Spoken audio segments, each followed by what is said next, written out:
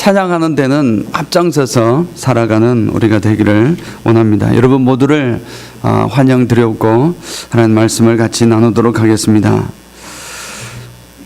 한국에 가면 부산에 영도라는 곳이 있습니다. 그 영도를 가면 고신대학이라고 있습니다.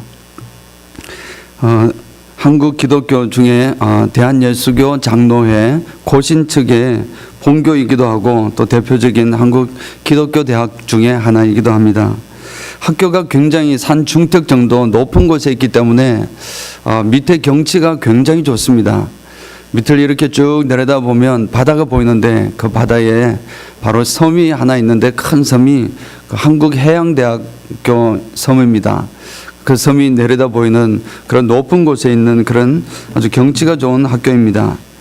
그런데 그 학교를 이렇게 올라가시다 보면 딱 이제 정문을 딱 들어가면 중간쯤에 무슨 돌 비석처럼 이렇게 돌로 무엇을 하나 만들어 놓았습니다.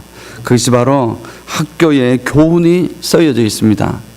그 학교를 다니는 사람들, 교수나 학생들이나 또는 방문하는 사람들이나 아마 하루에도 수백 명들이 아마 왔다 갔다 할 텐데 그것을 이제 보는 눈에 보일 수 있도록 이제 딱 앞에 두었습니다.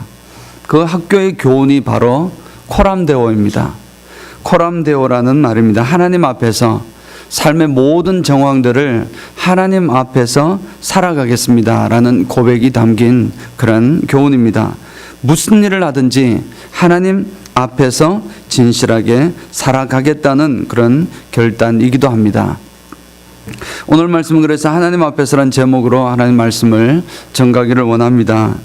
이 기본적으로 여러분 아시는 코람데오란 말은 여러분 아마 기독교를 하나님을 믿은 지가 조금 오래되시는 분들은 아마 많이 흔히 들었던 말씀일 것입니다. 하나님 앞에서란 말입니다. 코람이라 그러면 이 라틴어에서 왔는데 코람은 무엇 앞에라는 뜻입니다. 데오라는 것은 theos라는 그릭에서 와서 결국 하나님, God라는 뜻을 가지고 있습니다. 그래서 영어로 만약에 표현한다면 before God 이렇게 표현을 할 수 있겠습니다. 이는 이 코람데오의 근본적 정신은 우리가 사람 앞에라는 것은 코람 호미니부스랍니다. 코람 호미니부스도 아니고 그래서 사람들 앞에 잘 보이고 그 다음에 세상 앞에 코람 문도라면 세상 앞에서 영화롭게 잘 살기보다는 항상 하나님 앞에 진실되게 살아가겠다라는 의미를 담고 있습니다. 자, 오늘 이 말씀을 가지고 같이 은혜를 나누고자 하는데 그렇게 또 살기를 원하는데 오늘 우리 세상은 어떤지 한번 생각해 보시기 바랍니다. 우리의 현실은 어떻습니까? 참으로 안타깝지만 이 약삭 빠르고 영악한 사람들, 이 성공하고 오히려 어리숙하고 성실을 고집하며 묵묵히 자신의 일을 따르는 사람들은 시대에 뒤처진 사람이 되어서 오히려 도태되어 버리는 그런 시대가 되어버렸습니다. 돈이 세상을 지배하고 있는 세상이 되어버렸습니다. 이 시대는 한국이나 미국이나 할 것 없이 정말 이 시대가 점점 빈부의 격차가 점점 더 커져만 가는 그런 시대가 되었습니다. 얼마 전에 제가 우연히 한국 라디오를 들었는데 차 안에서 어떤 변호사가 나와서 이렇게 이야기를 하는 것입니다. 변호사의 입에서 공식 방송을 통해서 하신 말씀이 변호사를 잘 만나면 죄송합니다. 헷갈립니다. 유죄도 무죄가 될 수 있습니다.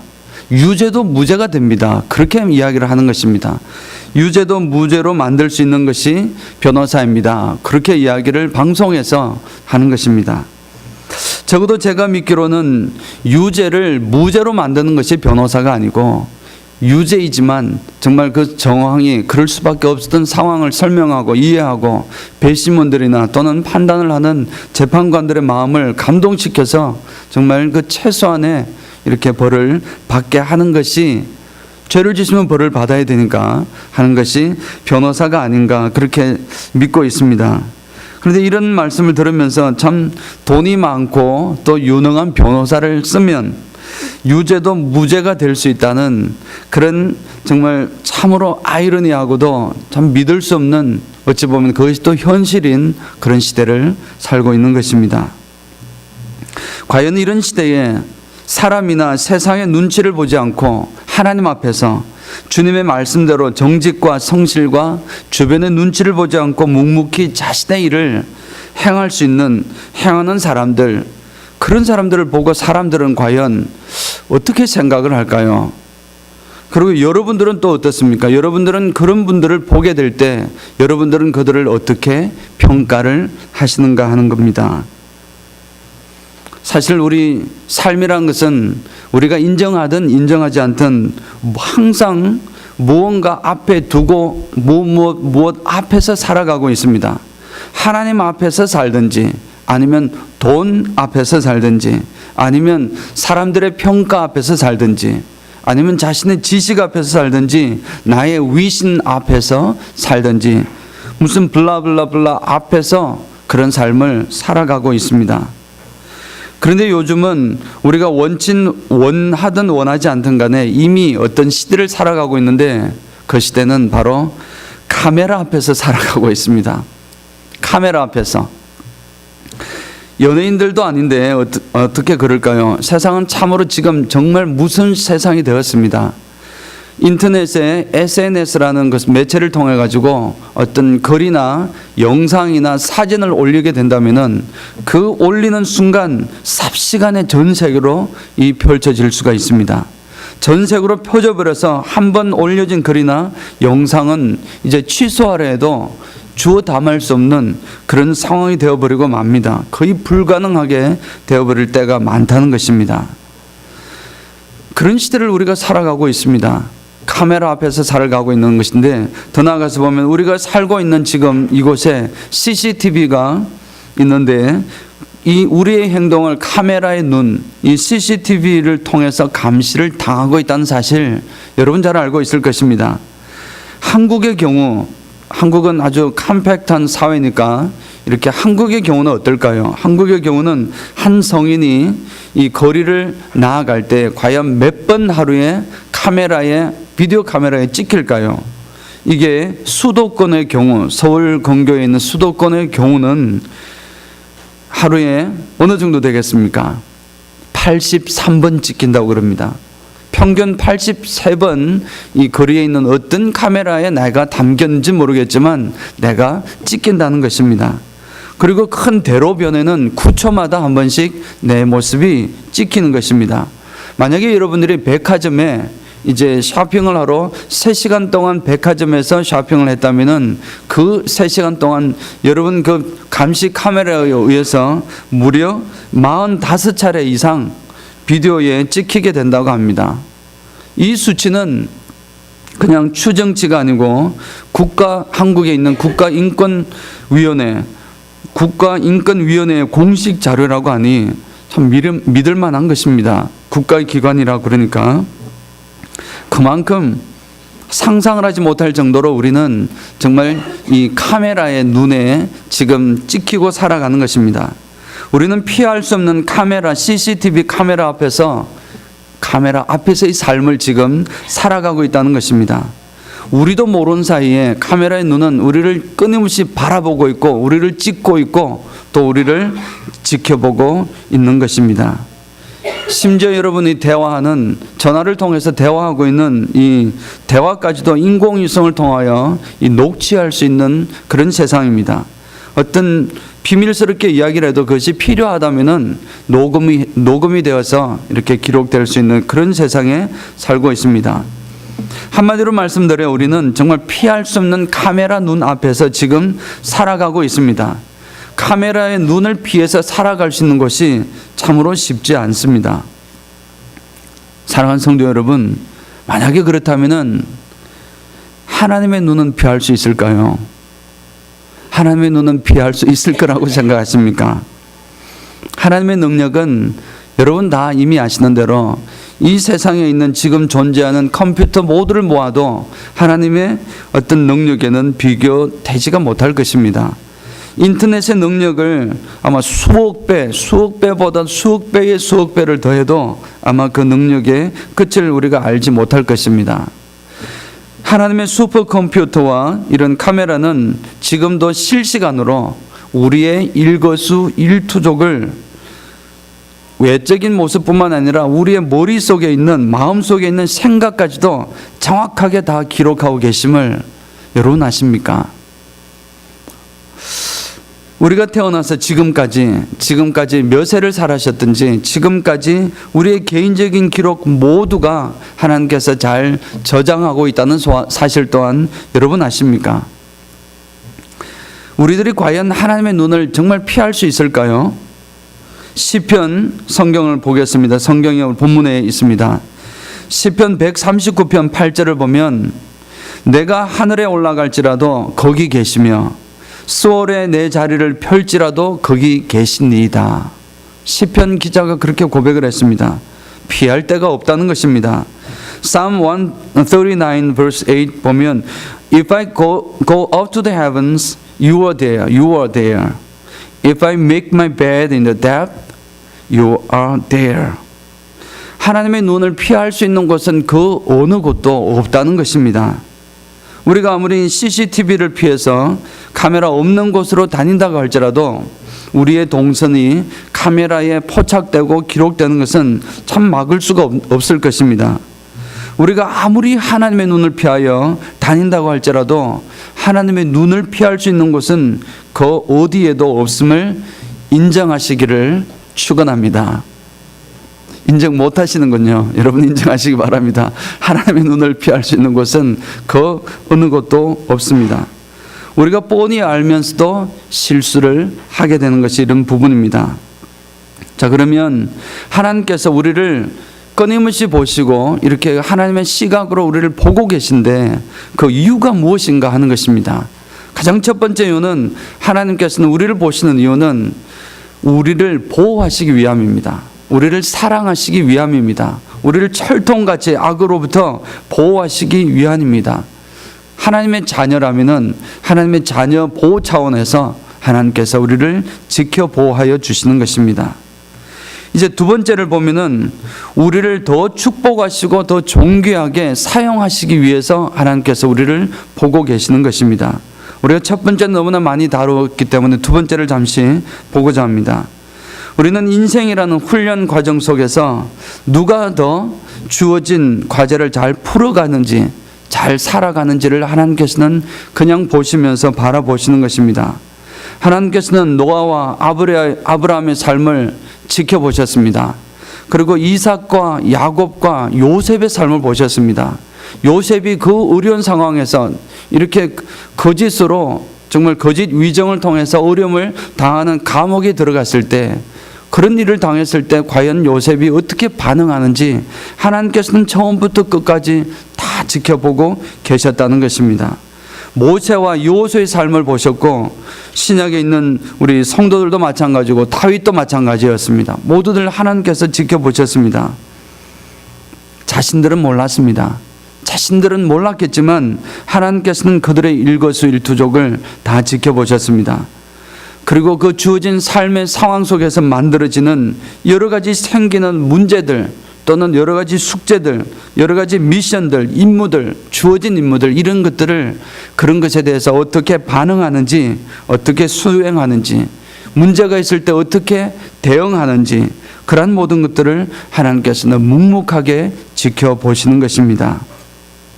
하나님께서 이들의 반응과 이들의 문제 해결에 대한 열정, 이런 것들을 바라보시고 이제 하나님께서는 이들을 사용하시는 것입니다. 하나님 앞에 하나님 손에 붙들려서 사용된 사람들 중에 어느 누구도 하나님께서 그냥 사용하시는 것이 없었습니다. 하나님께서는 우리를 택하시고, 지난주도 같이 말씀 나눴지만 하나님께서 우리를 택하시고 우리를 구원하시는 일에 있어서는 전적인 하나님의 은혜입니다. 하나님의 선물입니다. 나의 잘한 것이, 잘할 된 것이 하나도 없습니다. 그것 보고 하나님께서 나를 구원하신 것이 아님을 분명히 여러분 고백하셔야 되고 또 고백하실 줄을 믿습니다. 그렇게 하나님께서 우리를 은혜로서 구원하여 주셨지만, 그러나 정작 우리를 하나님의 마음에 합하게 사용하는 그런 일꾼으로 사용하시든지, 또는 지도자로 사용하시든지 이런 하나님께서 그 다음 단계로 세우시는 사람들은 하나의 예외도 없이 하나님께서 그들의 삶을 지켜보시고 그들의 삶을 통해서 어떤 어려움 속에서 어떻게 반응하는지 어떻게 극복해 나아가는지를 하나님께서는 눈여겨보신 것입니다. 그리고 하나님의 기준에 이렇게 이제 통과하시는 사람들을 하나님께서는 사용하셨습니다. 바로 그분들이 노아였고 아브라함이었고 요셉이었고 다윗이었고 베드로였고 또 사도 바울 같은 그런 분들인 줄 믿습니다. 사실 이런 성경에 나타난 인물들, 정말 하나님의 쓰임을 받았던 이 인물들은 그 사람들 가운데 처세술에 뛰어난 사람이 아무도 없었습니다. 남의 눈치를 살피기에 급급했던 사람도 아무도 없었습니다. 하나님을 경외하는 성도들은 결코 그런 식으로 살지 않는다는 것입니다. 오직 하나님 앞에 있는, 하나님 앞에 소신 있게, 그렇다고 막무가내로 사는 것은 아닙니다. 겸손하게 하나님 앞에서 겸손하게 나아가지만 무엇보다도 하나님 앞에서 세워지는 그런 마음으로 살아가는 사람이었습니다. 그렇게 우리 선배들은, 성경에 나오는 선배들은 정말 그렇게 살았습니다. 자, 이제 우리 차례입니다. 우리는 과연 어떻습니까? 우리는 어떻게 해야 되겠습니까? 여러분의 삶에 주어진 상황은 이 정말 힘든 상황, 또 여러 가지 우스꽝스러운 상황, 또 여러 가지 나에게 주어진 임무들도 생길 것입니다. 내가 이 일을 해야 되는 그런 숙제들도 있을 것입니다. 삶을 통하여 주어진 이 임무들, 그러한 일들을 과연 여러분들은 이제 어떻게 수행하느냐는 것입니다. 만일 그 일을 수행하는 과정 속에서 어떤 이가 보고 계신 이가 있다고 믿는다면 여러분 어떻게 하시겠습니까? 우리 하나님은 주무시지도 아니하시고 졸지도 아니하시고 우리를 보호하시며 우리를 관찰하고 우리를 지켜주시고 계십니다. 그리고 우리에게 주어진 삶의 무게와 삶의 숙제들, 삶의 임무들, 그러한 것들을 어떻게 풀어나가는지를 보고 계십니다. 이 사실을 먼저 우리 가슴속에 기억하시기를 원합니다. 그렇게 해서 하나님 앞에서 있다는, 지금 하나님께서 살아계시고 나를 보고 계시다는 사실을 항상 기억하는 그런 멋진 우리가 되기를 원합니다. 자, 그렇다면은 어떻게 사는 것이 하나님 앞에 사는 삶일까요? 어떻게 사는 것이 하나님의 말씀에 맞는 코람도의 삶입니까?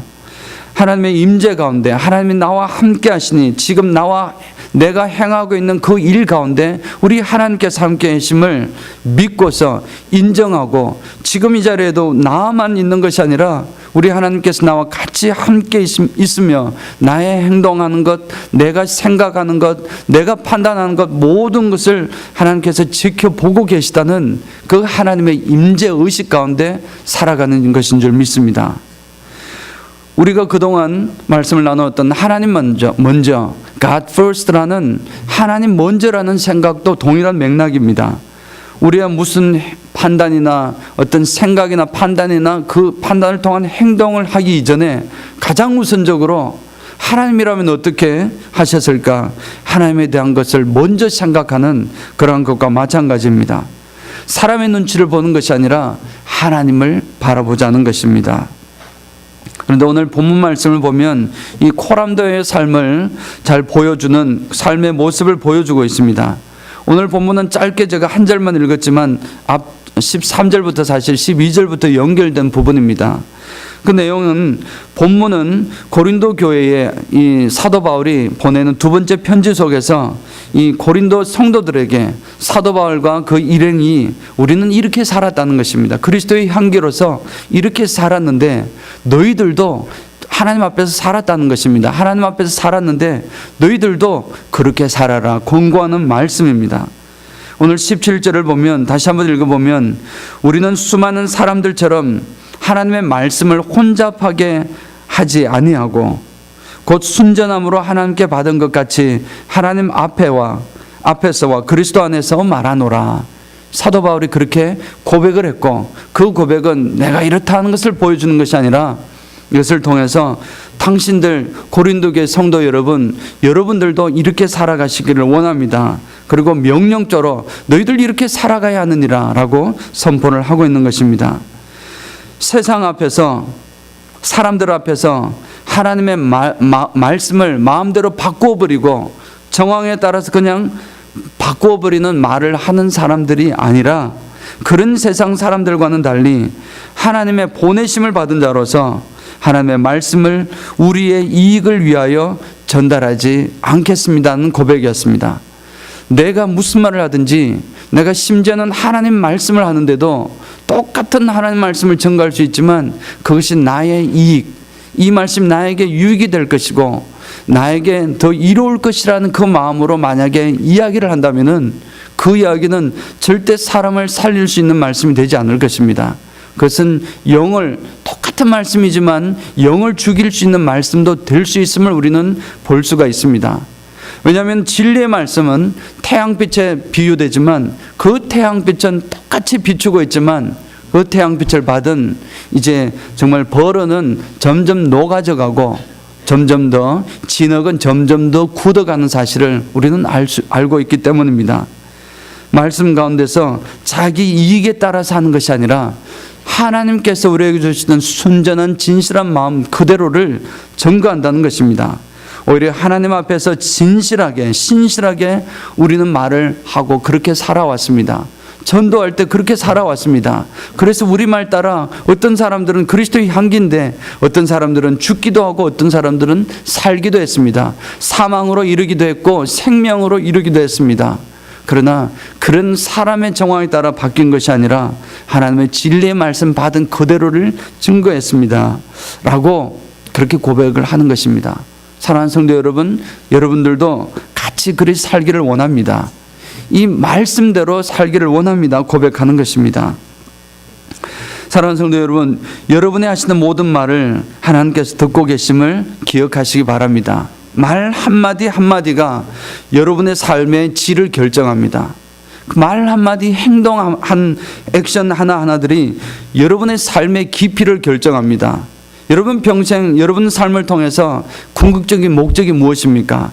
하나님을 영화롭게 하는 것인데 여러분의 삶 속에서 여러분이 말하고 어떤 어려움이 있을 때 극복해 나아가고 그 문제를 통해서 다시 한번 행동하고 하는 그러한 모든 것들을 통해서 여러분들의 삶이 하나님을 과연 얼마나 내가 영화롭게 했는지가 판정된다는 것입니다.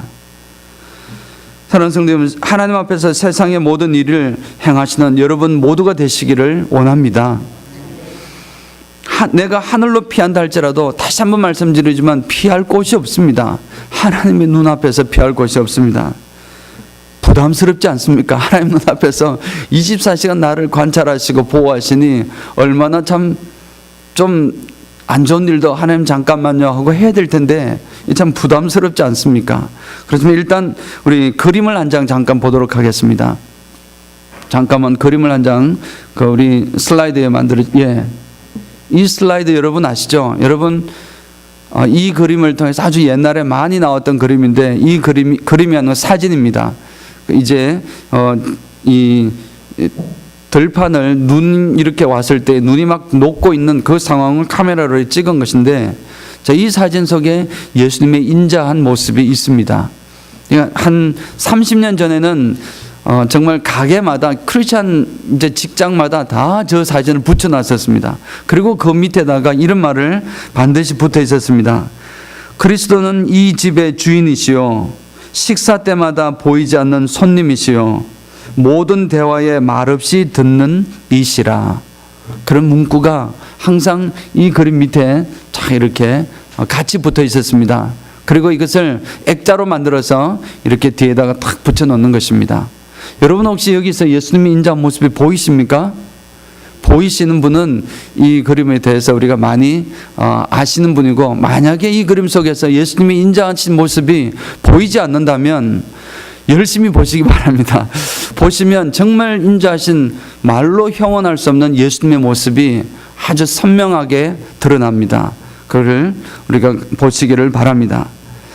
사랑하는 성도 여러분, 다시 한번 강조하고 싶은 것은 주님께서 여러분들을 끊임없이 한순간도 빠지지 아니하시고 졸지도 아니하시고 우리를 보시는 이유는 CCTV 카메라를 통해서 그 카메라의 눈이 우리를 감시하기 위해서 찍는 것이, 감시하기 위해서 찍지만 하나님의 시각은 우리들을 감시하기 위한 것이 아님을 믿으시기 바랍니다.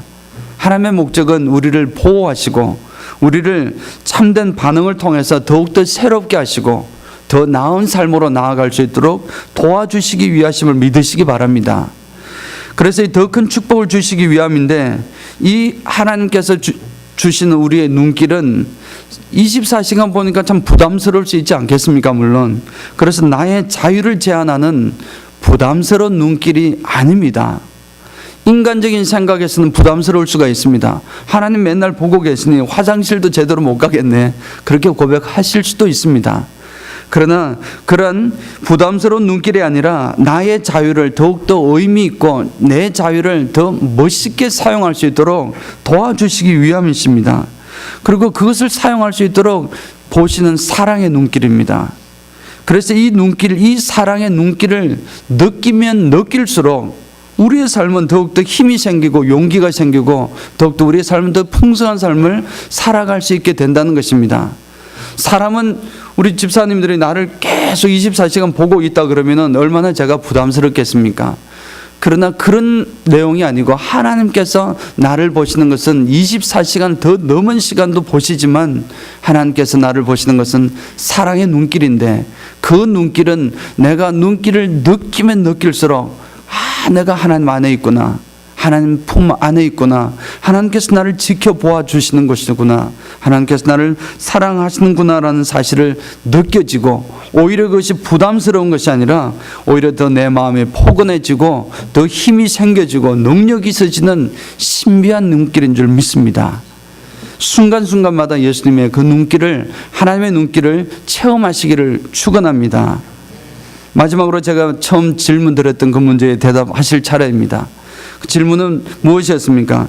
약삭 빠르고 정말 영악한 사람들, 그런 분들이 오히려 성공하는 그 시대에 과연 여러분들은 하나님 앞에서 주님의 말씀대로 정직하고 성실하고 주변의 눈치가 아니라 정말 묵묵하게 하나님의 뜻 앞에서 자신의 일을 우직하게 행하는 그런 사람들을 볼 때 여러분들은 과연 어떻게 생각하시겠습니까?